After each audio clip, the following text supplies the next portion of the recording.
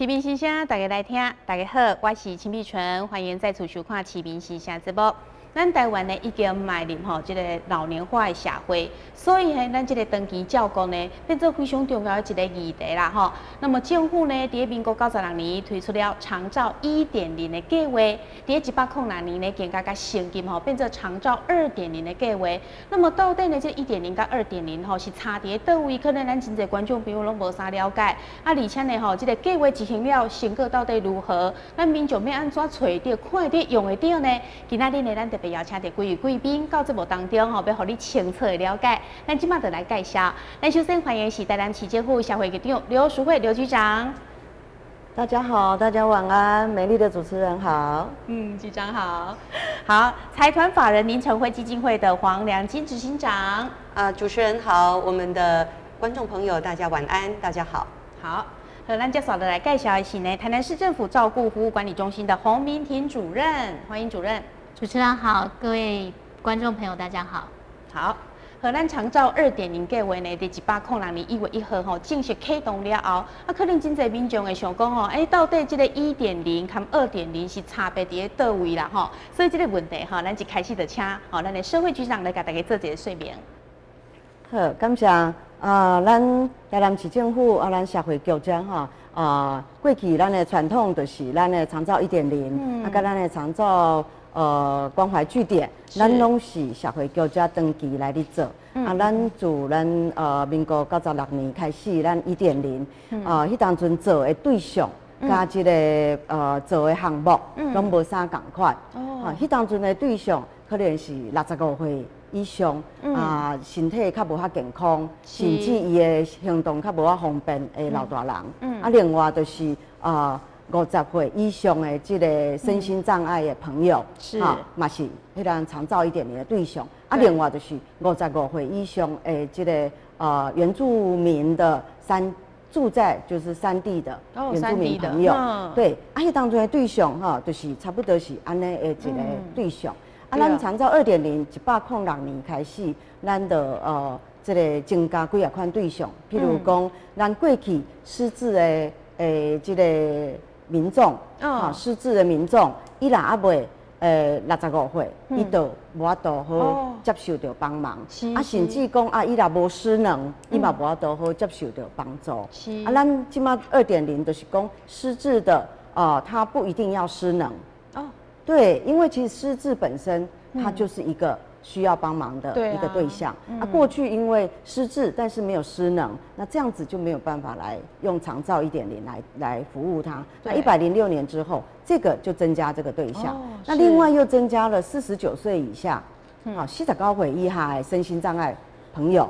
全部都纳入长照2.0这样子的一个服务对象。那另外在我们原住民的部分，住在平地的原住民也把它纳入了。原本是山地的原本住在山地的原住民，那我们平地的也纳进来了。那所以这一些呢，就增加这一些对象。最重要还有就是说，没有失能，但是呢衰弱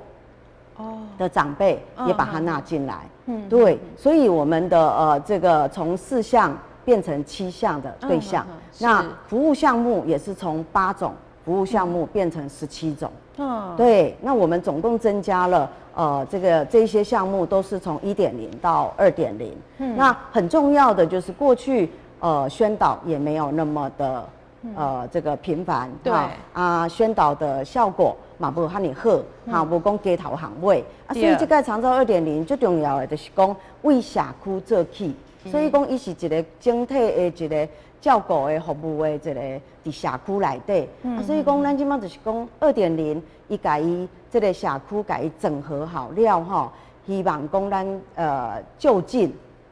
互民众会当看到，所以讲找得到，对，用得到，看得到，对，就是讲伊用挂牌，佮统一所有这做长照，不管是 A 啦、B 啦、C 啦，这要做服，要甲咱长照的这有需要的民众做服务的，伊拢会挂一个长照的固定迄个牌啊，就像咱健保。咱嘛健保有一个固定的这个 logo 嘛，有一个迄个牌啊，一看就知道讲这间病院、这间诊所会当入去看健保。吼咱长照嘛是有一个固定的一个长照的这个 logo 长照的这个牌吼，会当互民众看得到、找得到，对，用得到。对，所以这就是我们1.0对1.0、2.0的差别。哇2.0就是说扩大这个服务的对象，然后项目也是有多，对不对？所以我们主任是不是也帮我们再多做一些补充呢？所有的都会说一句话，就是预防胜于治疗，所以里面一个最大的不同就是衰弱老人的纳入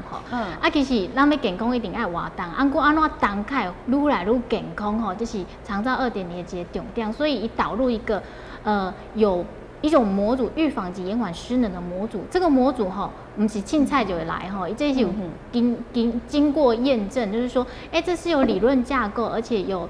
实务的论证，经过12周的训练之后，这个老人家的肌耐力啊，或是心灵、生理上面都会有一个进步所以这是这个预防的部分导入到2.0后。过去1.0可能强调的是说失能了之后，我们提供了哪些服务措施，但是现在是往前的，我们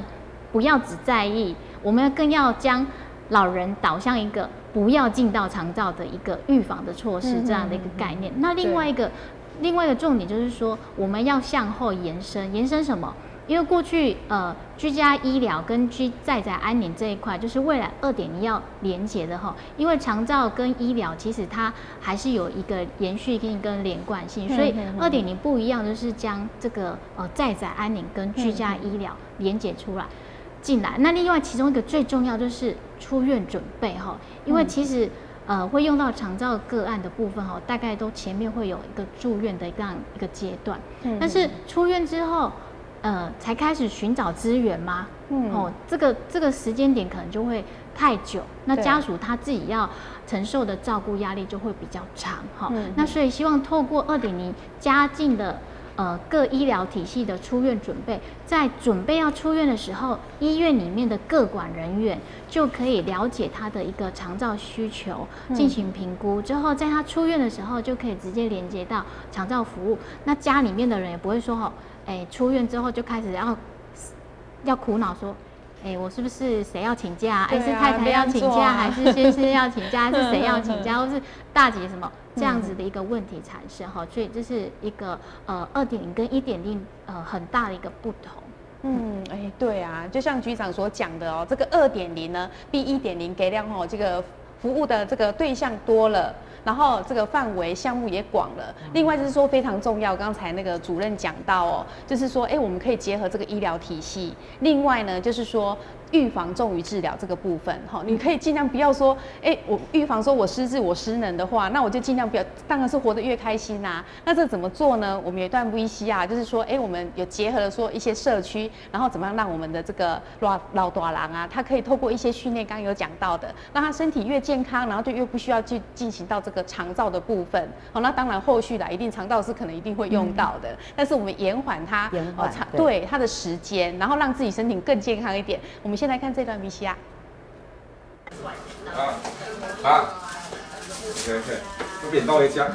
85岁的陈菲菲患有轻度失智症，白天大多时间独自在家，所以家人不放心，中午都会抽空赶回家送餐的情形，其实是很多家庭的写照。尤其大台南合并后，老年人口由12.5%增加为13.5%。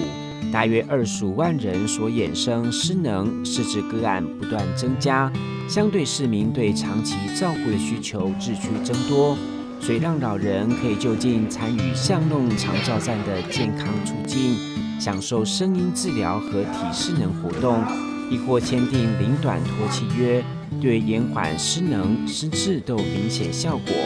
看得出陈婆婆家人已经很放心，每天都很感恩大家到巷弄长照站和大家一起活动用餐，一想到这儿，步伐也更加轻盈。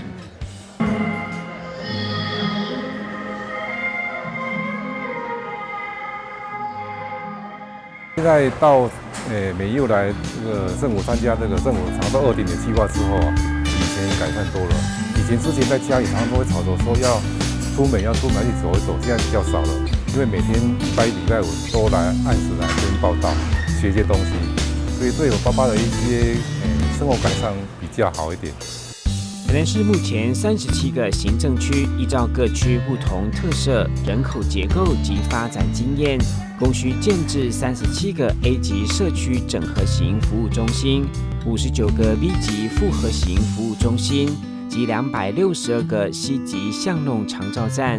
值得欣慰的是，台南市已经拥有23家日间照顾中心和380处社区照顾关怀据点，不只是全国数量最多，也是发展长照2.0最宝贵的基石。其中广布西级的巷弄长照站更有别于其他县市，有物理治疗团队的资源来投入居家与社区复健服务，避免看似简单的运动却造成拉伤，让每位长者借此融入多彩多姿的社会，成功老化。包括说我们可以做运动修改的方式以外，其实我们还可以带领他，让我们的长者有快乐学习，然后就是让他想要来我们这边的社区，然后参加那个社区巡回服务这样子。老是人生不得不面对的课题，而且老的尊贵在于智慧累积的呈现。所以如何老的有价值，让老人生活除了晒太阳、话家常以及忆当年以外，是否还有一些事情可以防止老化，让下半人生精彩度过？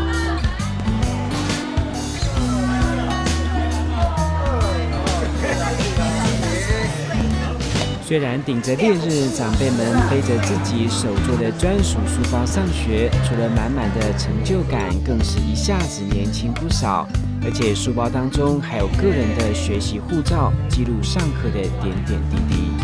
开始。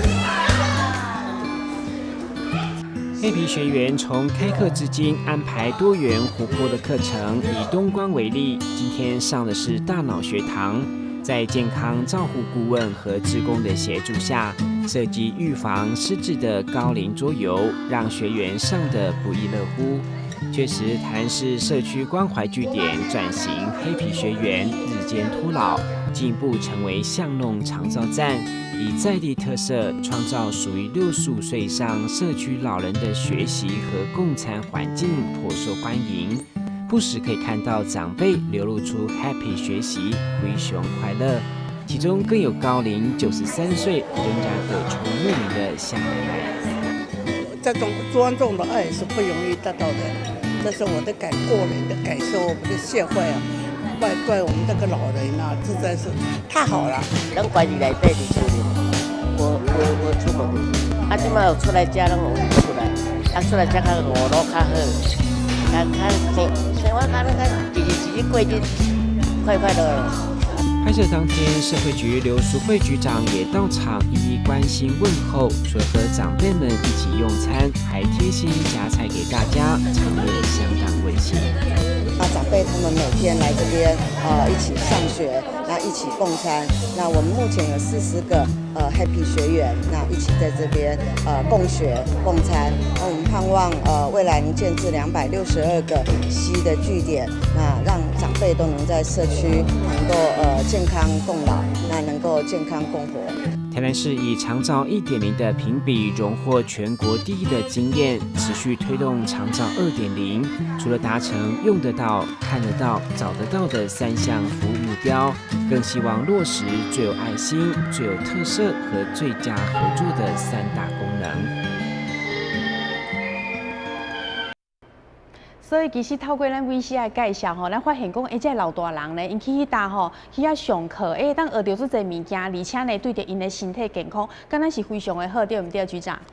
是，所以这就是咱要推动这个 Happy 学园吼，咱即马已经有80间 Happy 学园伫咱全台南市，咱 Happy 学园就是像老人的幼稚园，早上那我们的洗洗吼，要去上班，要去趁钱就足放心的甲互长辈来这个所在有足侪。共同年龄的这好朋友做伙有伴做伙伫遐学习，上重要其实是要互因伫遐健康，因为咱有足侪这个健康促进的活动，希望会当延缓他们的老化。所以讲，咱头拄有看到黑皮学院内底有94岁的阿嬷，好，94岁，你看伊家己有法度好来上学，背着他们自己做的书包。那我感觉讲，安尼老大人吼，因真正延缓因进入长照这样子的一个期程，对，延缓而且缩短他们进入长照失能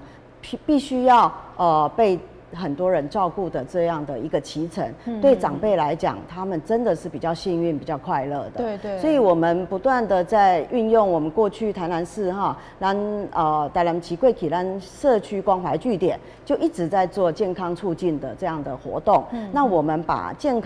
我们把这个健康促进升级为我们的所谓的现在2.0的C级。这样子的一个C级的一个巷弄长照站，之前中间如果这个长辈他还是健康的，我们就是用黑皮学员日托，所以我们好朋友一定要分清楚，一个是关怀据点都是最健康的长辈，再来就是我们的日托，我们的黑皮学员也是健康的长辈。那如果说衰弱了，或者是稍微有一点失能的，那这个就需要可能到我们的日照中心，所以它是一级一级的看他的健康的一个变化咱的长辈也是讲需要长照的这些朋友，看伊的这个健康的状况来帮伊做这个设计。我头拄有讲这个照顾计划嘛所以讲咱有这么多形式会当来互因来使用失智的部分也是我们的重点。失智，咱希望讲延缓失智的，因为咱台湾差不多有25万安尼失智的朋友25万，但是75%拢是轻微的，轻微的。那我们怎么样hold 住，卖互伊安尼一直往下掉？对，比如说不要轻的变中的，中度的又变重度的。如果都没有任何的作为无任何的帮助，有可能那个进程会很快，对，就会变得很严重。对，所以75%的这轻度的失智呢，咱都希望讲赶快给他安排失智服务据点，那让他去上一些延缓失智的课程然后来让他不要很快的进入到需要被很长时间照顾的一个状态。对，所以我们在健康的，还有这个次健康的、亚健康的，还有我们衰弱的，还有就是轻度失智的这一些长辈的身上，我们做了很多延缓的，包括课程啦还有相关的设计过的延缓他们。让他们甚至不是延缓而已延缓是轻的不要掉到中的，可是呢中的能不能把它变成轻的，也是有机会的也是有机会，也是有机会透过课程，透过活动，只要讲咱的长辈愿意要来参加这都有可能讲中度的可能回到轻度的，有复健的效果，是有复健的效果，所以这就是咱今嘛从这个关怀据点到1.0，那还有2.0的，现在我们都持续在努力。那台南市呢会有26个失智的服务据点，早期发现，刚刚我们洪主任有讲预防越早发现越能够延缓，而且越能够来这个让他的这个恶化的程度能够缓慢下来，所以我们这个失智服务据点就希望让长辈赶快被发现他有没有失智，然后他的失智的程度如何，然后他需要去哪里上哪些课程，可以对他很有帮助的。是，所以一般咱做侪民众听到这个长期照顾长照，拢会想到讲就是老人可能爱倒伫眠床顶啦，坐轮椅拢爱人个家安尼服侍照顾。但是其实呢，咱拄则听到局长所讲的，包括你做健康的有这个关怀据点，那么有日托，各有日照中心，还有针对这个失智的，然后都安排很多的课程。那有些轻度你就延缓它，不要变中度，那中度甚至有可能透过这些复健回到轻度哇！这么棒，所以这个长照2.0的继续推动，其实咱台南市算是哦，全国是算推动的蛮好的，这不是欧北讲的啦吼。对，拍摄我跟你讲吼，应该是上好之一。上好之一啦，对啊，上好之一，对，算上好啦吼。好，那我们要请教一下主任啦吼，可能安尼做这家属因呢想讲，安尼费用要哪算？大家都是关心这个问题呢。这个费用的问题是不是也跟我们民众做个说明？是。其实吼，我们主要就是预防胜于治疗这一块哈，所以针对巷弄长照站或是失智据点吼，我们主要是希望吼有需求衰弱的老人吼，而且讲有轻度失智了，一定要鼓励他出来。所以这2个部分的使用基本上是免费的哦，免费的。除了就是巷弄长照站，因为他这会食饭嘛，食饭总是爱有一寡食饭钱吼，这部分可能是爱出的部分，其他参加这活动的部分拢是免钱的。哦，免钱的吼。其他的像咱常常讲的就是日间照顾啊、居家服务吼，这个就是会依经济条件吼。我常常听到民众打电话来拢讲吼，这是不是低收入户才会使申請哦？其實唔是吼，每一個人有需求拢會使申請。哦，拢會使就對啦。哦，即係人攏誤會講，敢是愛低收入戶啊。是。哦。所以每一個人拢會使申請，只是講阮會對伊的自付額的部分無共款的趴數。比如講低收入戶當然免自付額嘛，中低收入戶伊就自付額5%，一般戶自付額16%，吼。可提供观众朋友一个概念，就是你也使用居家服务，平均来讲，你也是讲失能程度比较轻的哈，大概1个月自付额大概2000多块哈，其实足俗的，政府补助足多，所以真正是讲吼，有需要的民众一定要主动提出申请，互这个服务会使送到领导，提供家属减轻这个照顾的负担。哦，对，所以其实一般民众做侪人在讲家里有这样的长辈的时候，也第一个想到讲我要请看护，或者是说我就送到那个长照机构之类。但是我们的社会局啊，就是我们的政府呢，还有提供目前这个长照2.0有很多可以利用的。所以咱的观众朋友若是无清楚呢，其实都有当向咱的社会局啊，还有照管中心来询问哦。好，那我们刚才在讨论都有讲到这个 ABC， 大家都有听的 ABC， 到底什么是 ABC？ 我们就是请局长跟大家做详细一点的介绍。是。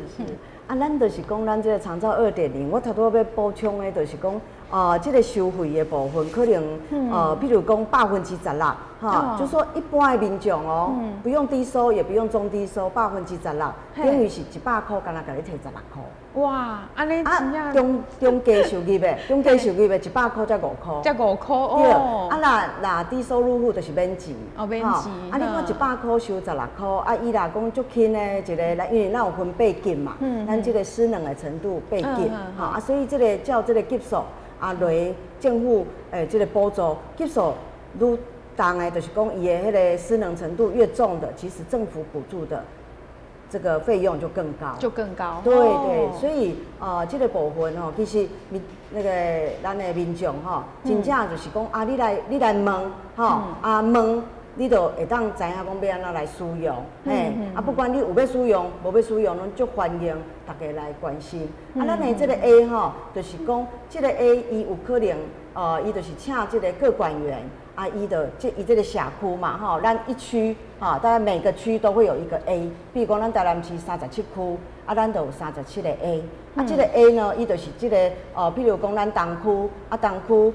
伊就这个 A， 伊就会来关心所有东区这个需要的民众，有提出申请的，这个 A 伊就来做每一个民众的照顾的计划，这个计划有一个书面，伊会甲这个家属来讨论。甚至甲这个本人来讨论，讲你需要什么货的一个计划的内容，你需要讲几工来甲你洗一解头毛，还是讲加整家，这拢是咱有142项的项目，142项的项目，哇，这么多！对，伫这个照顾计划内底，拢会甲伊写清楚。所以会甲这个本人甲这个家属来讨论，讨论了这个计划，伊就会去执行。什么人来执行？就是这个 B 甲 C 来执行。这个 A 的各管员呢，伊会甲这个 B 甲 C 伊会来，譬如讲 C， 尤其是 C 的部分，伊遐老有这个照顾服务员，C 的部分伊会过来这个做训练，A 来办训练，来训练伊的这个东区哦，比如讲北区还是讲东区，吼，每一个区的这个 A 负责来做来考啦，来考这个 C 吼，来做训练来讨论，有啥物爱搁改善的无，甚至讲因咧做服务 B 甲 C 做服务的当中，伊有发现讲即个个案的一寡状况，是毋是爱搁加一寡计划的即个项目，伊嘛会来反映互即个 A 的即个个管个案管理，即个个案管理伊就会来修正伊的，随时来修正伊的即个照顾计划。所以讲 A、B、C 它是像一个团队这样子，在每一个区有一个这样的团队，然后这个团队呢，也跟我们的洪主任这边是我们社会局的这个照管中心，咱照管中心家是一个主导，主导来考这37个 A 啦，咱目前台南市咱已经有37个 A， 118个 B， 56间的54间的 C， 咱未来到108年，咱应该会有产生262个 C， 全台南市，咱的目标是262个 C， 嘿，所以讲，这个部分拢是，其实民众伊无了解，普了解就好，民众伊知影要敲一支电话就好，1966。1966，其实伊若有无清楚的，伊就敲1966。这中央的咱行政院长亲身这个开通的时阵亲身拍电话1966。1966呢，他就说伊这是全国的电话嘛，会专线较有一个讲大家较毋免记各县市的电话，所以1966敲落去，你甲伊讲你住伫台南市。住伫北区还是南区，还是东区，你甲伊讲了，伊就会帮你去甲你媒合，讲你可能爱找到一个 A， 还是讲所有的这个咨询，所以咱的 A、B、C 目前咱这个 B 今年咱中央有一个新的较无共款的改变，咱过去是 A 伊爱去照顾训练这个 B 甲 C， 咱今年咱这个 B 变做改做是特约。只要伊有做这个项目的这个服务，不管是金寿也好，还是社区发展协会，还是什么人民团体，伊有这个能力来做一项的服务，伊就来到阮社会局照管中心遮来签约，签约了这个个管 A 家，伊就会介绍这个民众讲你会用去这间做这个项目，你会用去迄间做迄个项目。是，所以咱的 A、B、C 伊就是一个团队，伫一个区内底来做一个服务，安尼。哇，这样子C 有一个特色，C 伊就是共餐。还有呢 ，C 伊有一个加值的服务，就是叫做临托。临托。咱有当时厝内底有人好照顾，伊也免专工洗头路，也免讲请假，本来就有人好照顾，但是呢，有时候伊可能爱2点钟出去办代志，还是讲这个半工需要去诊所这个时间伊就用甲这个长辈，还是这个需要长照的送去这个伊的社区的这个 C 来做临时来拖，临时拖，对，叫做临拖。C 是可以有这个功能，对，所以讲对，所以伊这个 C 伊有2个重点，一个就是临拖，一个就是共餐。是嘛，一定爱强调这个共餐，长照1.0跟长照2.0，这个共餐就是要互咱的这个长辈也好，还是这个需要照顾的这个人，这个民众行出伊的厝内底，搁另外伊若逐工来做伙食饭，伊的身体的状况会当互相发现，较袂讲伊伫厝内底伊常常无舒服，还是安那无人知影。对，伊逐工出来食饭，安尼大家就做伙食饭，迄个精神上嘛会较快乐，较快乐，是。对，所以身体也会变得比较好。对，甲营养的补充。对，是。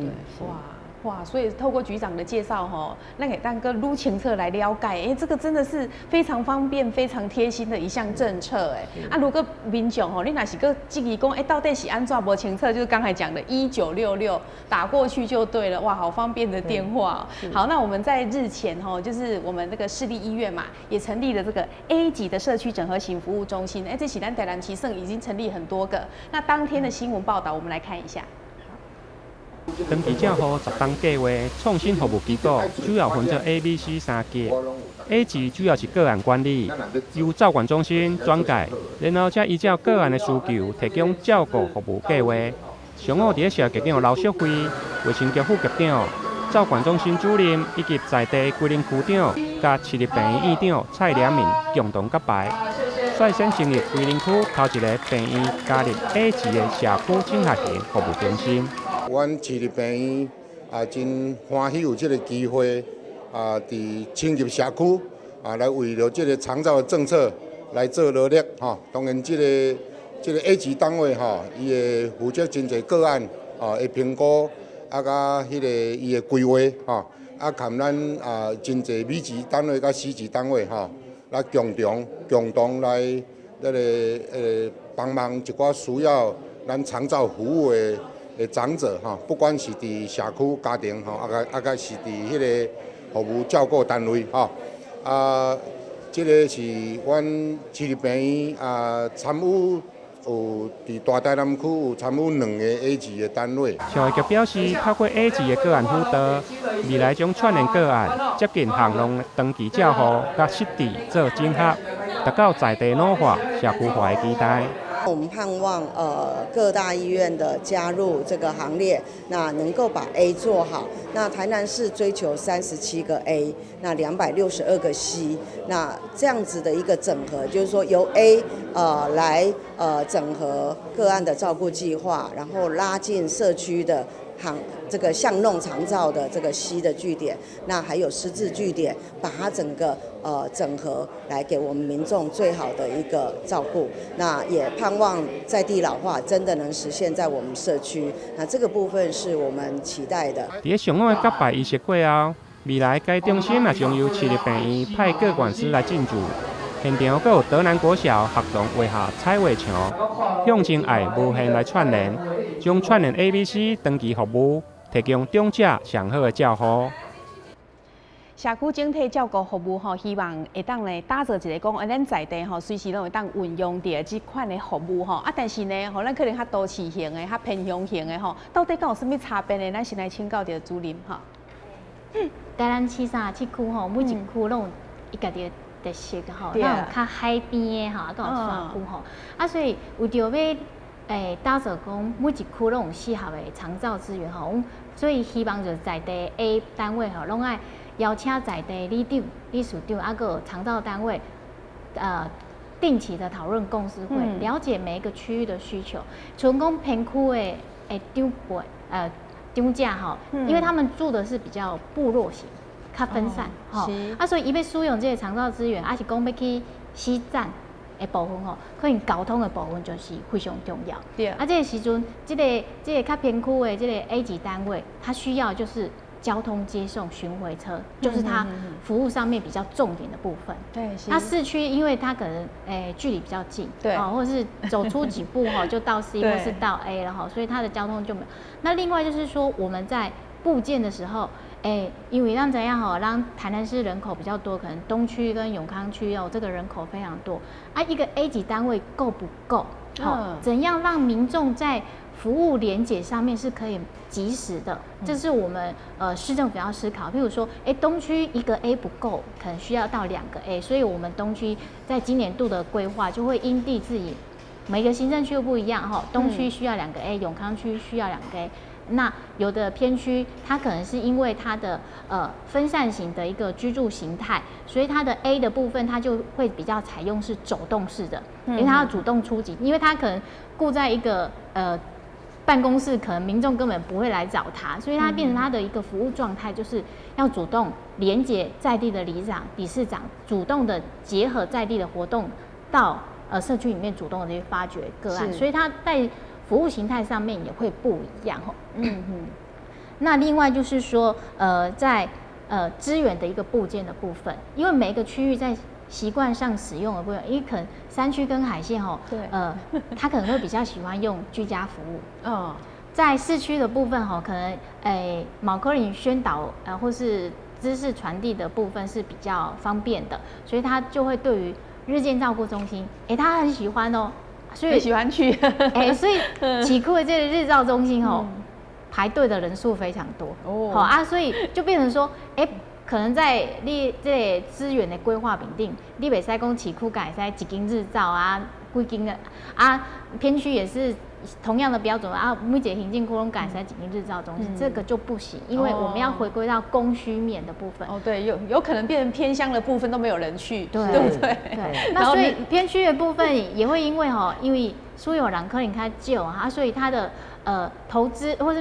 民间单位愿意去设这个日照中心的意愿就会比较低，所以这个时候就会透过我们公部门补助的部分，我补助你较多钱去啊帮阮设一个日间照顾中心，那让我们真的是台南市37区的民众有需要想要用，拢会使在地因为咱无希望讲比如讲我今日也住伫较偏区，我住龙崎区。如果我要用个日间照顾，我可能要跑到关庙或是归仁仁德这可能对在地长者都是一个比较，我们会觉得比较不公平，也不是在地啦。你坐一个车可能半两斤以上，这个也不舒服所以在资源部件上面，我们台南市会去考量，就是每一个行政区的一个特色、人口状况，那尤其是那个偏区的部分也独居老人人数又更多。那独居老人人数多的话，他可能又要结合其他的资源，就居家服务的照顾员，他可能除了照顾之外还要帮他协助很多，像代购物品啦，或是就是联络一些事情，因为他的资讯或是他的写字或是联络能力比较差，所以偏区的照服务员可能那他的交通路线会比较长，因为这个阿伯到另外一个阿姆遐要服务，可能路程就半小时了。对。这样子扣一扣，那个照服员可能会觉得说，那在偏区好像很难赚呢，那怎么办？没有人愿意去服务，我们不行啊，因为每一个服务拢爱上到位这时候也需要透过政府的补贴，从照服员以来服务偏区，咱就可以津贴加急，交通加急，还有可以愿意去这个偏区。那这是一种补贴的部分另外第二种就是咱希望训练在地其实咱山区我是讲较偏远的所在，嘛是有一寡较少年或是中年妇人伊可能是以前都是家管拢顾出来即马伊有今日是较大，伊嘛会使被训练成为当地的照顾服务员来服务当地的老人，所以因为37区很大，每个地方都没赶况，所以我们会就每个行政区的特色去规划适合在地的长照资源部件。好，所以我们也实际来听听看，就是说林晨辉基金会跟执行长那你们自己实际运作的状况怎样，跟大家分享一下。好，我想我们的地点就是在中西区嘛那中西区也真的很谢谢我们台南市政府社会局也帮我们找到一个很棒的地方，就是龙盛社区的活动中心，它其实是里民比较就是说比较熟悉的一个地方那就可以响应我们就是找得到嘛里民就知道活动中心就在那里，那我们的 A 据点就在那个地方，那里民呢就可以很轻易的找到这个服务那当然我们也在龙盛社区里面，我们也设了一个 C 的据点，就是所谓的巷弄长照站。那我们如果从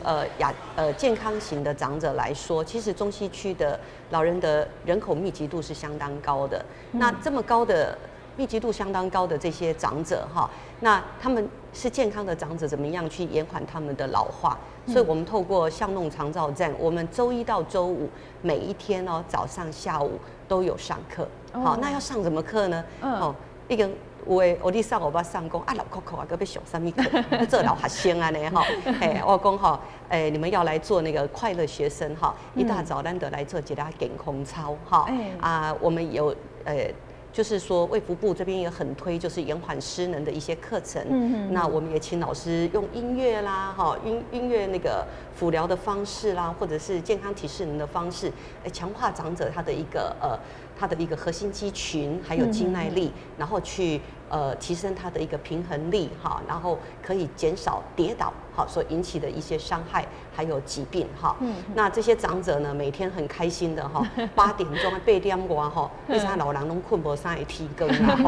会知食饭饱就较紧的要来遐跳一下健康操吼，啊健康操跳了后吼，大家都好好来啉一个茶吼，合身安尼吼。所以阮迄搭遐有一个叫做五条港，因为阮遐诶地点就是伫迄五条港内底吼，咱爱符合这个 local 吼的一个气息，所以我遐有开一个五条港的文化茶馆吼，所以老大人。来运动了，咱就来泡茶哈泡茶哈，有益身心健康哈。那特别他们在泡茶的过程当中，互相可以聊聊天啊，其实是一种复健。好，语言也是一种复健哈。那长者呢哈，可能啉茶了后，就搁有后一节课哈，亲像阮即马就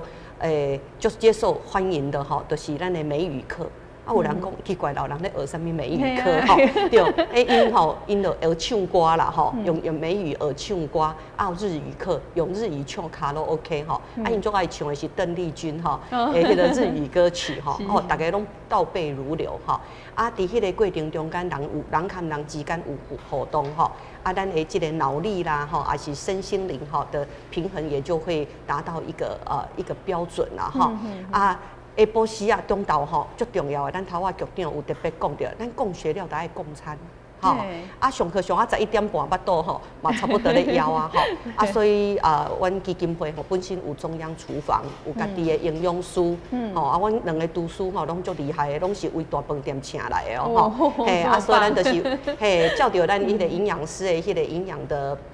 就是说他的一个食谱哈咱来调理。大概中北哈牙口也比较容易吃哈，然后里面的营养素也比较足够的哈，一个丰富的午餐哈。我就在中北咧一面食饭一面开讲吼，较袂淡厝人吼一个人吼食饭实在是足无趣味啊。有时啊，就安尼清清菜菜一个便当，就牵伫个粪扫桶内底吼，这个营养分拢无够吼，所以咱透过这个共学和共餐吼，其实会当提升老大人因的身体的机能哈，还有心灵上面哈，也能够透过社交啦哈，社会参与哈，让他们觉得是自己是一个很有价值哈，还是非常有用的人哈。那下午的课程好像最近哈我都连接一个资源哈，我的中北足爱哈，读这课我也是开这个课拢会额满哈。主要是我们有来自于嘉南药理科技大学的资管系的同学大学生哈，因吼教中北安那使用3C 手机哇我的中北就出名，对他们现在已经会自己在3C 手机里面，他们用赖自己组一个群组然后也会对，我已经上迄个2档啦所以已经就厉害还向上 FB 发布他们的动态。最近阮拢1对1教学像那1对1大家听到拢无共款，需求拢无共款，有的是要买物件，有的要看孙的所以拢无共款所以阮的学生阮就拢甲教育讲，咱的长辈有时问一个问题，爱问咧5、6届你茫烦呢，你的一个表情都会感觉足挫败所以伊就是问伊，我就甲因讲讲伊问100届，你拢永远要当作是第1届我们的长辈就跟他们非常好那其实那个地方我们的巷弄长照站，我希望能够营造出一个叫做轻盈共照的那种概念，就是青年人来顾老大人，老大人用伊的智慧来传承给这些少年人所以咱这些少年人跟这些老大人就生啊足趣味的所以听讲因最近7月25讲要去旅游呢要去倒旅游呢因就要去高雄的迄个草衙道要去遐旅游要玩直播现场做直播这就做趣味的代志啦所以大家中辈拢安尼欢喜甲逐工来上课一个报一个所以我遐课差不多拢额满都一直咧开新的课安尼这有啥物好处足侪老大人当初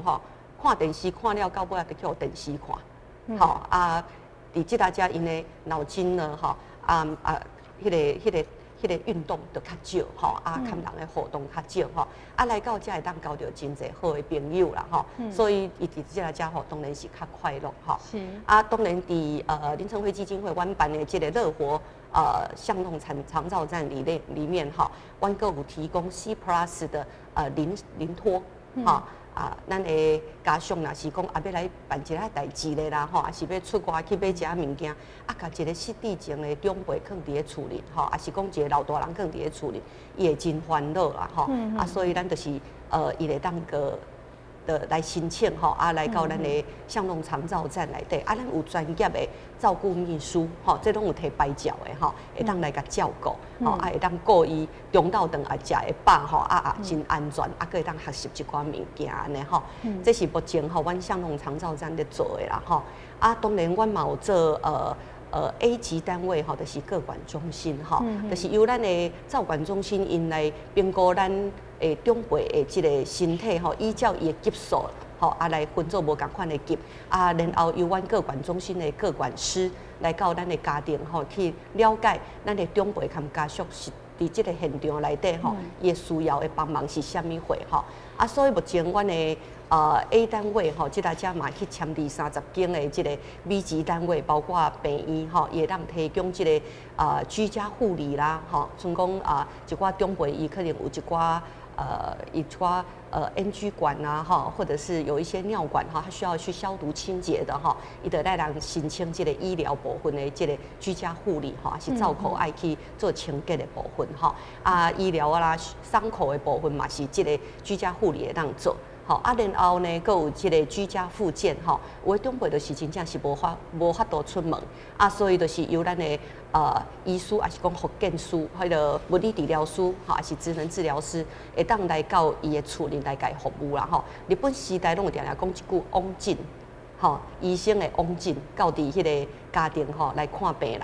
这共款的意思然后佫有一种是居家安宁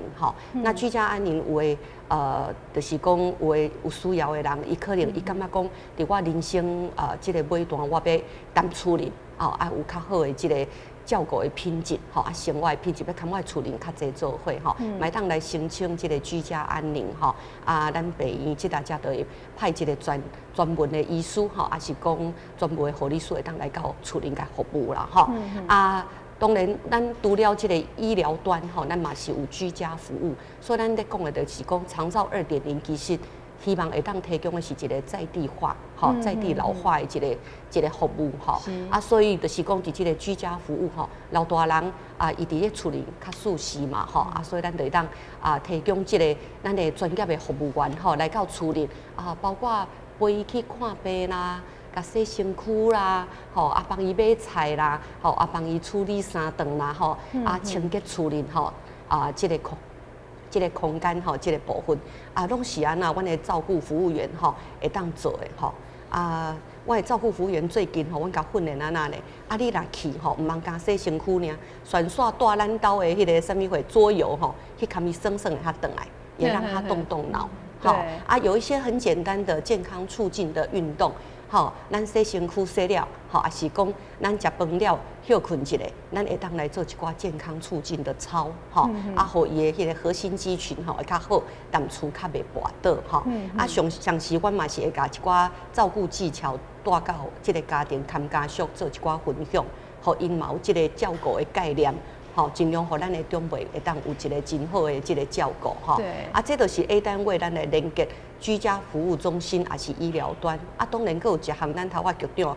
兼主任嘛拢有提起的，就是日照中心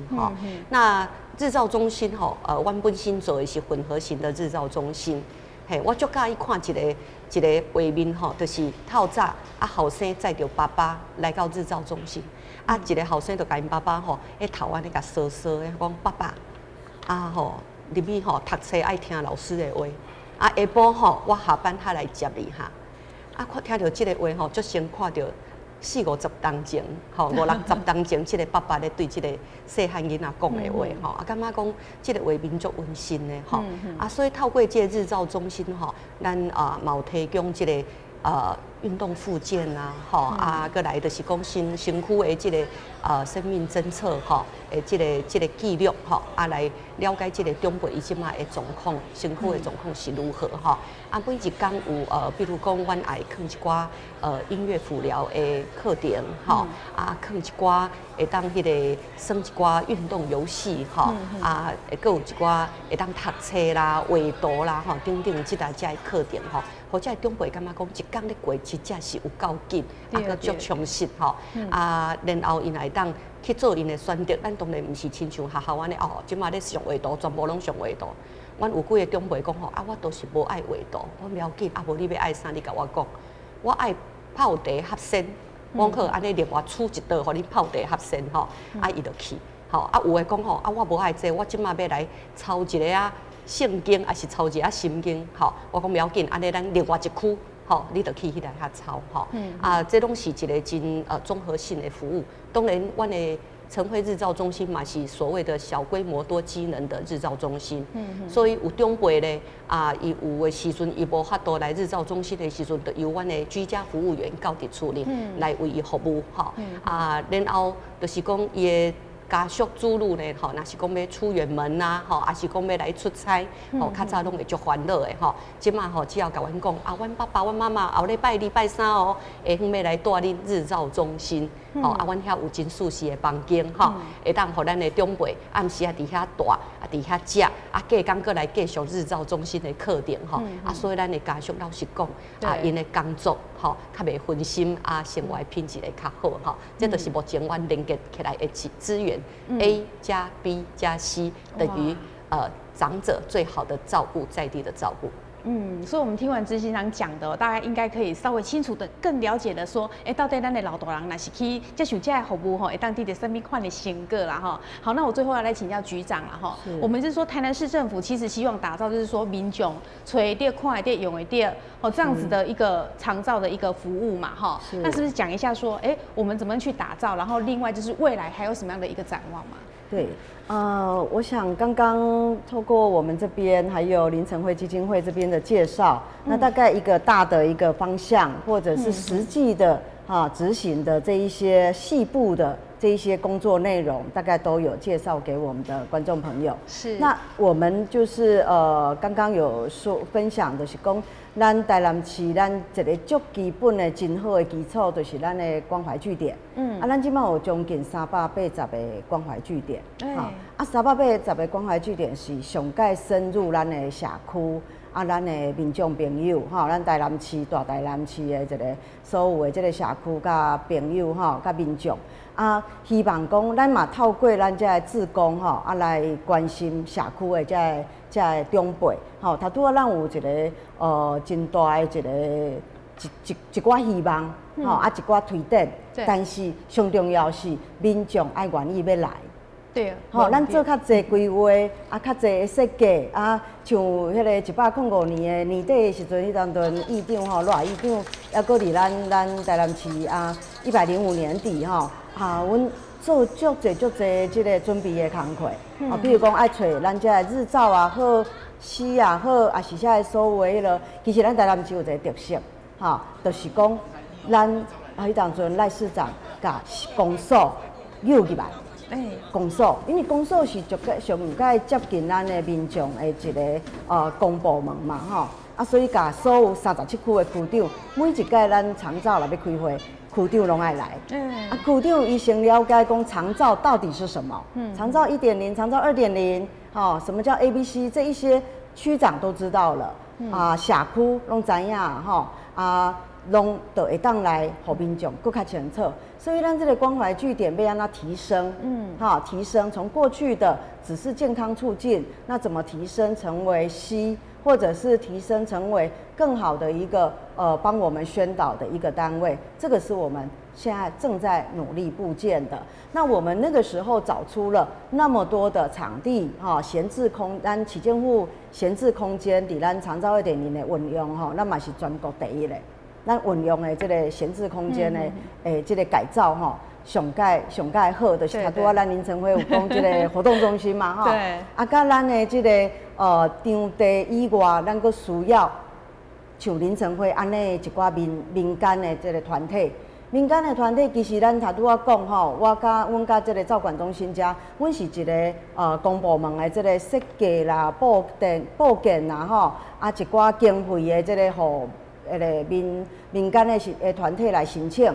实际上你执行的拢是咱的民间的团体，所以讲找到好的民间的团体来执行，这个工课才有法度做啊好。对对。啊，佮场地好，就是讲啊，这个场地有可能交通方便，啊，民众愿意要到的所在，才有法度互因来上课。啊，愿意真欢喜要来上课，所以这就是阮市政府社会局者需要搁较拍拼，啊，搁甲这个262个师真正会当伫年底也是明年初上半年会当甲建制的好，这是咱的一个理想啦啊，另外就是讲咱的这个产官学，咱拄多我讲到居家服务，咱有讲到居家服务，讲到日照，啊，这些拢需要人。其实做人的服务，拢是需要靠人去做，做这个服务啊，搁训练搁较好，伊有迄个心，有心上重要，伊有迄个心要甲这个工课做啊好，所以咱甲这个最近咱社会局甲6间的大学啊，因拢有老福系啦、照顾服务系啊，这款的系啊，因的学生咱甲伊签约，或者的服务员呢，就是要来照顾咱。这个长辈，这个服务人员会当年轻化，会当年轻化，就差不多讲的这个轻盈共居还是讲轻盈共照啊。咱这个照顾服务员不是都是上年纪的，可能有年轻人。那有当时阿公阿嬷看到少年的啊，伊就心情就好起来。我讲两个小故事哦，我有一届去关心这个阮的这个老人福利机构，啊有一个100岁的阿嬷。啊，伊啥物人甲饲饭伊拢不爱哦，就是迄个替代役甲饲饭，啊伊才要食。是啊，因为伊敢若看到伊厝内底的孙啊是干仔孙嘛，啊伊就足欢喜的，啊所以讲这个故事是一个，就是讲阮是安怎要甲这个大学来签，啊，互这个大学生啊因伫这个抑搁咧上学的期间，因就来这个阮这个日照也好啦，还是居家服务也好伊来做实习。好，伊的学跟他的这个实际做的这个实务操作，会当结合，那也可以让他产生兴趣。未来他毕业之后，他愿意投入这个工作的行列，那这样子我们的照服员就能够年轻化，这也是我们产官学合作的一个很重要的一个新的一个里程啦那另外刚刚我们都还没有谈到的，就是我们的出院准备。我感觉这嘛就需要互咱的民众知影，就是讲咱迄个大病院啊，大病院要出院进前3天啊，咱的病院的这个个管师护理师个管师啊，伊会当来了解讲啊，你出院了是不是爱厝内底等于处理了，出院了等于处理了，有需要居家服务员来给你做服务。伊这个服务啊，伊就病院就甲阮的照管中心的照专讲，照顾专员讲，啊照顾专员就伫伊出院的第一天，也是讲伊还伫病院的时阵，就去甲访问，去甲评估讲伊的这个级数，需要安排未来的这个照顾的计划，所以讲伊无缝接轨。就会当还在住院的期间的可能最后2、3天，或回到家的第1天、第2天，他就可以得到长照的服务。那这个也是我们未来要努力的。咱即摆已经有14间的大间的病院，拢有甲社会局来签约。所以这个部分咱的观众朋友啦知影了啊，假使讲啦，厝内底有人住院啊，出来了需要长照的，就甲病院问啊，甲伊讲啊，我需要出院前的准备，希望讲紧来评估啊。登去处理了，就随会当来家做服务。所以咱知影讲，其实咱台南市政府一定是算是全国做了上介好的啦吼。所以如果咱的观众没有看到今嘛，应该对这个长照2.0有进一步的认识。好，那我们最后就一位30秒哈，来，我们先请主任。就是说长照2.0的部分，就是要落实在地的照顾哈，而且区区都有自己的特色，所以我们纳入37个区公所，主要就是希望每一个行政区的长照资源都是符合在地的需求，也建立在地的一个资源，让在地就可以找到资源，这是我们市政府正持续在努力的一个目标。好，来执行长，我想就是说现在的 A、B、C 的一个组合是一个非常好的选择，而且是非常的接近我们的使用者，而且就是它是非常有弹性的那也希望当然是一个新的政策刚在开始，它还有很多需要调整的空间，但是我想会越走越稳越能够提供更多的需要的家庭。好，来最后请局长。我们希望我们台南市已经起飞，可是呢，我们需要不断的修正做得更好没有最好，只有越来越追求更好。那我们希望打造真正的幸福的城市，那让我们的长辈或者需要长照的都能够共好，那共老的度过他的一个幸福的一个生活跟日子，这是我们社会局，也是我们台南市政府一定要做到的。谢谢。好，非常感谢3位来宾到咱节目当中。咱观众朋友呢，如果对着长照这题有问题吼，1966卡过去就对啦。好，感谢咱观众朋友收看，马再次谢谢3位来宾，谢谢，谢谢，谢谢。